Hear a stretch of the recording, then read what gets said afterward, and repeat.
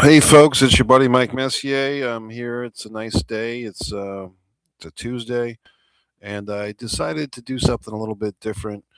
Normally, I try to be immune from the pop culture world of you know news and horrible events in the world, and I try to make my own little cocoon of life. Oh, there. I'm just checking to see if I was doing this properly. It looks like I am. But I made an exception. I was intrigued. I was saddened, as most people were, except maybe our president of the United States, that the film director and actor Rob Reiner and his wife, who I don't know much about, except apparently she was a cinematographer and they were married for quite some time. But the sad news came out that Rob Reiner and his wife were murdered. And about half an hour or an hour later, perhaps the sadder news that it appears that their son was likely the killer and has been arrested and is now facing the judicial system. I guess it's also quite possible that he didn't do it. I mean, I wasn't there, you weren't there, so we don't know, but he is the suspect. And then a little kernel of information came out that I did not know. Of course, Rob Reiner, I've seen All in the Family a bunch of times. Um, Princess Bride, Stand by Me. I mean, if you think about it, Ron Howard, Steven Spielberg, um, and this gentleman, Rob Reiner. I mean, I'm sure there's other great filmmakers, of course, Spike Lee, Quentin Tarantino, but as far as kind of the milk toast, Mid America, I mean, I guess you could go down a whole rabbit hole, Hughes and so forth. But let's just stick with Rob Reiner, great director and great artist of his medium. And now he is gone. And it's unfortunate because it appears that he was 78 years old when he was killed and still had some life in him. And these should be the days of him enjoying his glory days, his golden years. And instead, he's missing out on all that because of this horrible situation. Now, that all being said, I was not aware that him and his son, I believe the son's name is Nick, had actually combined their efforts to make a film together some time ago. 2015, this came out, which must mean that they were probably in the writing or the pre-production for at least a year or two, maybe even more. And today I found the movie on Fandango at home, watched it for free, some commercial breaks, which I don't actually mind commercial breaks as much as you think I would. Sometimes I do. Depends on the channel, but Fandango at home wasn't bad.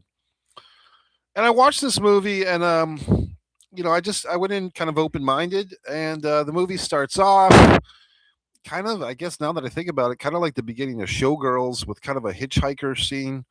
If you ever seen the movie Showgirls, the character Nomi starts off with the hitchhiking, and that's kind of an interesting way to kind of. It's almost like the audience is the person picking up the hitchhiker, like we are the traveler, and we're seeing this character that we have know nothing about, and we pick them up and we find out all about them. So we find out about Charlie. He's this schoolboy gone bad. He's always running. He's 18 years old, and he's basically the rich kid who can do no right, caught up in drugs, blah, blah, blah. And we meet this seemingly sympathetic truck driver guy who picks him up. And this is just a working man. He's got, blood and guts underneath his fingernails or grass and coal or whatever. And he gives this Charlie character a ride. He's going to take him to the bus stop. Really a nice guy, and he's got like his elderly mother in the back seat, and she's trying to, she's basically dying out, so she's not doing too well. And basically, like drops, takes the kid into his home. Charlie's borrowing his phone. He's using his men's room or his bathroom. And Charlie basically steals some painkillers from this dying old woman, this Oxycontin, which the truck driver discovers in the truck when he has to borrow a cigarette or to take a cigarette. So we learn here that basically Charlie is a scumbag. He's a jerk. And he's even stealing from a dying old lady, stealing her pills. And this is the sad nature of addiction, which we'll find out throughout this film. The sad nature of addiction you do things that are against your integrity. I used to have a friend that was into all these, self help groups, so these AAs and BAs and CAs, and it was all about you're outside your integrity. So Charlie is outside of his integrity. He's a piece of garbage. And so then we go down the path. We find out that Charlie's dad, unlike the Reiner family, the movie wasn't too on the mark, as they say. This was not a documentary about Rob Reiner's son or whatever. This was a narrative film with some truth in it. But the character of the father is not a famous film producer or actor. The character of the father is a politician, and he's played by Carrie Ools. I can never say his name right, but we basically know this dude as, the hero in The Princess Bride. Uh, Whatever they called him, Lancelot or the unknown guy, but basically the good-looking dude in The Princess Bride from all those years ago that fought for the princess and so on and so forth. And he's been in other things. The movie Glory with Matthew Broderick and Denzel Washington and Morgan Freeman. Carrie Ools was in that. He was also in, was he in something about Mary as the guy with the crutches? He's been in a lot of stuff. And we've known him and we've enjoyed him for years upon years. And here he is playing the dad. The mom character needs some pointing out here because I did take some issue with the mom character. The casting, this woman, maybe it's just me, but I didn't find her very mom like. No mom that I've ever seen. This was a woman, the actress looked much too young to be playing the character of Charlie's mother, it just didn't match up for me because she looked more like a smoldering, sexy woman. Um, I mean, I don't know. It's just Hollywood casting, I guess, but she looked much too young and vibrant. It didn't match up for the mom. Like, she didn't have a matronly effect. She had like a sexy woman effect. So I'm sure that whoever cast this movie, in Hollywood eyes, they saw her as a mom, but I just didn't see it. I saw her. There was some scenes where she's trying to be motherly to Charlie, and it didn't feel right to me. It felt a little too something sensual, sexual, because it just seemed like bad casting. Not that you need Edith Bunker as the mother or Florence Henderson all the time, but I just felt like it wasn't a good casting decision. Not against the actress. I thought she was great, but I just thought she could have been. It didn't seem like a good casting call to me. Eventually, our buddy there, Charlie, gets put into a rehab, and this is when the movie, a rehab center, and this is when Charlie, who's basically the character version of Nick, this supposed killer in real life, but Charlie goes to rehab. This is where the movie took up a lot of cliches for me. Um, you basically have everyone sitting around the circle in the plastic chairs and discussing their problems, and we see of course, there's a blonde, sexy, troubled girl in the fucking counseling group who just happens to be about Charlie's age, who is eyeballing Charlie from the get go. And of course, she's sitting there with her legs all curled up like a cricket, trying to invite Charlie in. And we know they're going to fuck, and they do, which is fine. But I mean, even that character, she was very, in my opinion, very cliched. Nothing against the actress, but the actress, I don't think she had a lot of unique stuff to work with. She had plenty of lines, plenty of scenes, and she was a good actress. But it just seemed like the character of the troubled girl. This there was a storyline like that. I know that this came out first, but the show Bel Air, which I do watch, oddly enough, I've watched a greater percentile of the show Bel Air than I ever did of the original Prince of Bel Air. I just didn't watch the Prince of Bel Air like every other asshole in the world. But I do watch Bel Air. They just had this whole storyline, I believe, with Carlton and this bad girl. And so here's the same similar storyline. And the lesson we keep learning, folks, is two addicts cannot have a romance. Do you follow? Two addicts cannot be romantically involved in each other because then neither one of them will get well. And but in all these TV shows and movies, that's what always happens. There's always hello, John, Toe, Emily, transition vlog. Hello, how are you? I'm discussing this movie in case you came in late.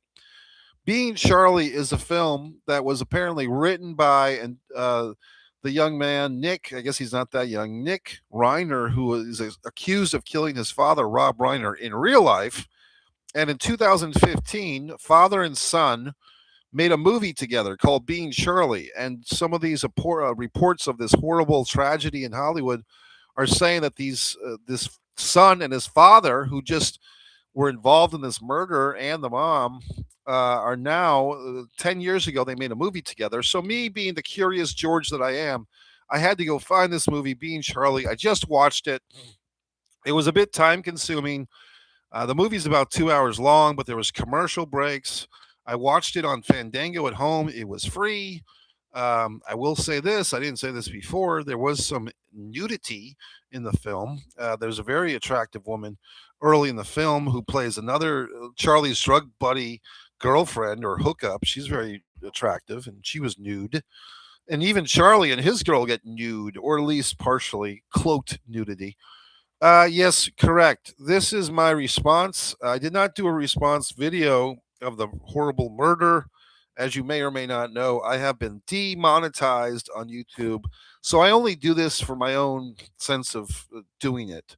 There's no money on the line for me, one way or the other. But yes, I was seeing that. Was that Sunday night, I believe? And I was. A friend of mine texted me with this sad information back when it was speculative who the killer was, and I read the report. And at first, we didn't even know it was Rob and Michelle Reiner that were killed. They just said two people of their exact ages in their home. I'm just smiling because it was so obvious that it's them, yet the report didn't say flat out it was them. But I guess they can't do that. A friend of mine was saying, "Well, it's not them. It wasn't reported as them." I'm like, just put the math together. It's the ages of the two people and the genders, and it's their house. So who else would it be? So unfortunately, it's them. Unfortunately, they were killed. And then I'll give credit to my sister.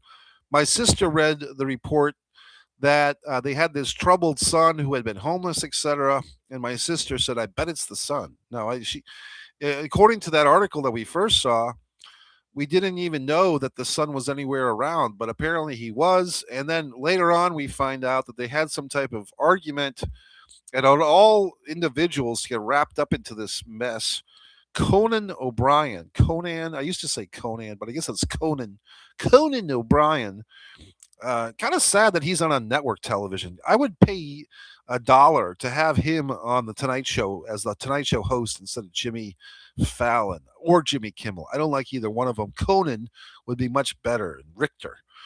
I watched Being Charlie. It is okay, not good or bad, just okay. I'm pretty much with you. Now I'm curious. Did you watch the movie today or yesterday, as I did, as a kind of you know response to this horrible situation, or was this in your canon of films earlier? I'm just curious. So going back to the movie, as you answer me, I don't know. I mean, yes, it felt like it was okay.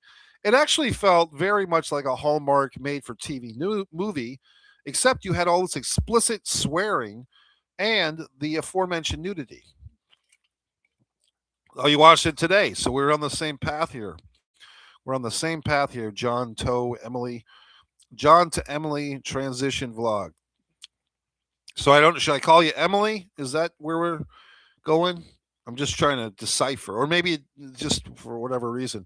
But basically, I thought the movie, as you did, was okay. It wasn't great. It wasn't horrible. It just was mid, as the kids say, middle of the road. I did. There was some jokes in it, though. I guess one thing about the Charlie character that was kind of. I did think the actor who played Charlie was very good, though. Actually, I thought his performance carried a movie that wasn't really great, and both okay. So I just thought it was. If I should just say Emily, I'll just say Emily. There, I just thought it was a thing where the actor was really good, but there was so many cliches. Even like the African American counselor, who's like, "Charlie, man, you just got to keep it together." Just like all these cliche lines. But the one thing that I thought was really cool about the Charlie character in the movie was the stand-up comedy that the Charlie character had, like this little stand-up comedian gimmick going. And he told a joke that I actually rewound and listened to it twice. Let me see if I can say it. What was the joke there? A minister, a priest, and a rabbi are on a sinking ship, and the captain yells out, uh, you know, women and children first. And I just botched it up already. The priest, the minister, and the rabbi are on a sinking ship, and the minister exclaims, you know, save the save the children first. And the um, the rabbi responds, "Fuck the children," and the priest responds to that, "Do we have time?" I thought that was funny. Like I thought it was a clever joke. You hear all these fucking jokes, the minister, the rabbi. I mean, it's a fucking priest pedophile joke, but yet somehow it was funny because it was just like such a dark joke, but yet humorous. And the actor as Charlie did a good job. And I liked how they just kind of had that joke in this background scene where it was just not even followed up on. And I thought that was good. And at the end of basically the talent show thing, that was a good moment, Emily. There, if you saw that, which I'm sure you did, the talent show where he does the stand up comedy, I thought that was a fun scene. So there were moments in this movie.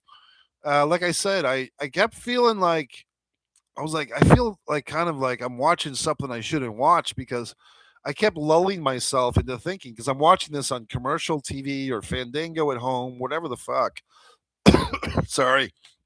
And I keep thinking it's a Hallmark movie, but then there's breasts and nudity and all types of good things. So I'm gonna. I do not. I guess what I was looking for in this movie, maybe you were as well. Was there any great? Sorry, God damn it! I got a cough. Was there any clues in this thing that oh my god, this movie shows that this guy was going to kill his dad and his mom 10 years later? I don't really think so. I mean, certainly he was a volatile character. He's smashing windows and so forth, and there's a lot of. I basically what I just saw was this is your typical higher financial kid brat, entitled asshole punk kid. You know what I mean? Like poor little rich boy. He's got the whole world at his fingertips, and yet he manages to fuck it all up. I didn't like the. I mean, but the character, the way that they portray him is that they're not looking for you to feel sympathy for him for that. Maybe you just feel sympathy for everyone with addiction, which most of us have that already. But I just thought the movie, like our friend there, I do not think so. Says Emily. I don't. I'm not sure. I was saying so much crap. I don't know what you're what you don't think so. Because it's by the time I get around to reading your comment, I've said so much stuff. But I thought the movie was okay. Um, kind of some of the stuff with the actress, with like the girlfriend, where she's sitting there smoking her cigarette and she's all sullen and like a lot of this stuff felt very retread. We've seen this. I mean, the best movie about addiction, nobody really talks about this movie. Michael Keaton, Clean and Sober. If you want to see a real movie about someone suffering or getting through addiction, look up Clean and Sober, Michael Keaton. I want to say 1988. Great movie. When a Man Loves a Woman, which is Meg Ryan and a nice female lead. And I think it's Andy Garcia plays her husband. Horrible title for the movie, by the way. Because when a man loves a woman, makes it sound like it's the man who's the lead character. It's some romance crap, but it's not. It's about a woman going through addiction recovery. So that's a good one. Barfly with Mickey Rourke. I don't know. That's more about just what's that word? Nihilism. Just the drunkard, and so on and so forth. I can hardly speak. I need a lozenge. I need to take a lozenge. I've got my pack of lozenge. I don't even know if these are cough drops. What I really need is a lozenge. I need a lozenge. Okay, folks. Well, John, Emily, thank you very much. I appreciate it. Thanks for checking in. I will talk to you later. MikeMessier.com. You can always watch my movie, Disregard the Vampire, a Mike Messier documentary. More entertaining than Charlie movie. Thanks a lot. Good night. I'm dying. I need a lozenge. I need a